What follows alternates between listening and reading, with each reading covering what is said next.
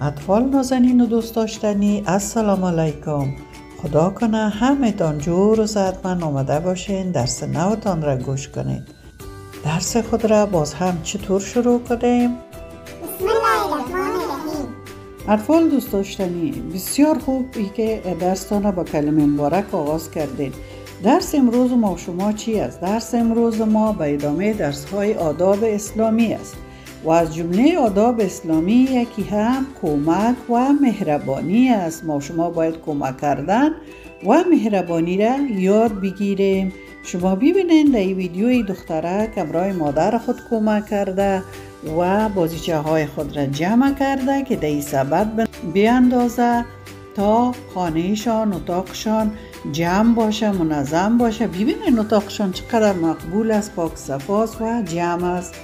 و در این ویدیو ببینید دخترک مادر کلانش حتما یا فلج است یا کدام مشکل دیگه داره، در ویلچیرش از این طرف به این طرف میبره، طرف خانه روان است، همراهش کمک کرده و کمک به انگلیسی هلپ میگن.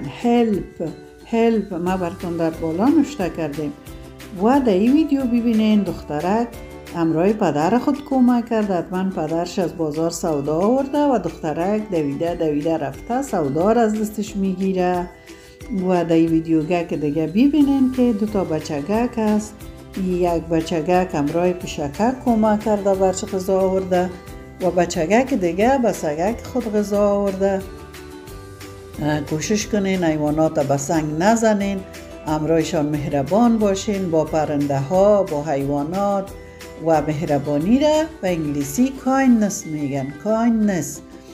و یک مسلمان خوب همیشه با همگی مهربان میباشه، کمک میکنه با فامیل خود، با پدرجان، مادرجان، مادرکلان، پدرکلان، خواهر و برادر، همسایه ها، همه مردم تا جایی که میتونه کمک میکنه و مهربان میباشه.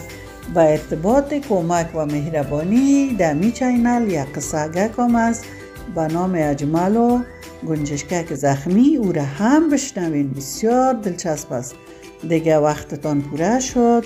خداحافظ.